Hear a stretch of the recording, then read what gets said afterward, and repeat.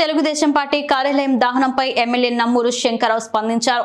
పెదకూరపాడు నియోజకవర్గంలో తెలుగుదేశం అభ్యర్థి భాష్యం ప్రవీణ్ వచ్చిన తర్వాత దాడులు దౌర్జన్యాలు పెరిగాయని అన్నారు. పార్టీ కార్యాలయం తగలబెట్టిన ఘటనలో దోషులు ఏ పార్టీకి చెందిన వారైనా తీవ్రంగా శిక్షించాలని అన్నారు.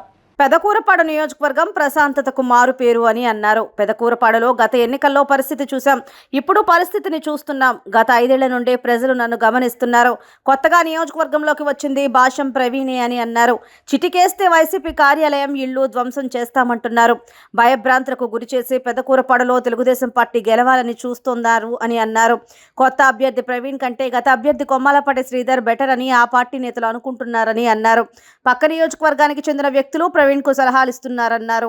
ప్రజలు అన్ని గమనిస్తున్నారు. త్వరలో మీకు మీ పార్టీకి బుద్ధి చెప్పడం ఖాయమని అన్నారు. రాత్రి తెలుగుదేశం పార్టీ పందిరి తగలబడింది. మరి అది వాళ్ళే తగలబెట్టుకొని వైసీపీ మోకలు తగలబెట్టారని చెప్పి ఆరోపణలు చేయడం జరిగింది. మరి రాత్రి 11:30 దాకా కూడా జనం ఉన్నారంట.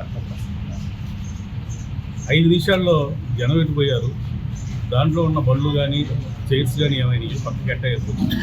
మరి ఇది ఎట్లా పడింది ఒకసారి గమనించాలి. మరి దాని మీద డిపార్ట్మెంట్ కూడా ఇన్వెస్టిగేషన్ చేసి ద్రోహులని కఠినంగా శిక్షించాలి. దీంట్లో ఎటువంటి భేదం లేకుండా కూడా ఎవరైనా సరే ఒకళ్ళు వాళ్ళే చేసుకొని మా పార్టీ మీద నెపం వేయడం ఎంత దారుణం అంటే, మొన్నే రీసెంట్గా దండకోటలో మా పార్టీ ఆఫీస్ తగలబెట్టారు. ఉదయం పూట 9కి తగలబెట్టి రెడ్ హ్యాండ్గా దొరికారు వాళ్ళిద్దరూ.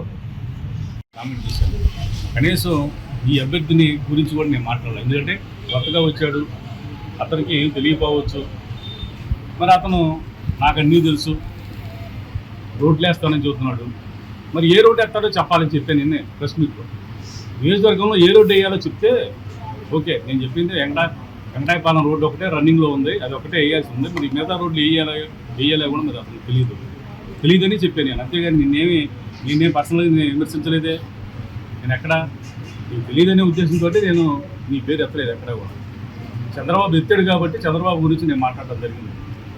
ఒకసారి ఆలోచన చేయండి. ఇలాంటి వ్యక్తులు ఉంటే కూడా నాయకులు కూడా నేను చెప్పేది, మరి మీరు ఊహించినట్టుగా అతను మెంటాలిటీ అర్థం చేసుకోవాలి. మీరే వేసుకొని మరి ఎలాంటి వాళ్ళు గెలిస్తే నియోజకవర్గం ఎంత దౌర్భాగ్యమైన పరిస్థితిలో గెలితో ఒకసారి ఆలోచన చేయండి.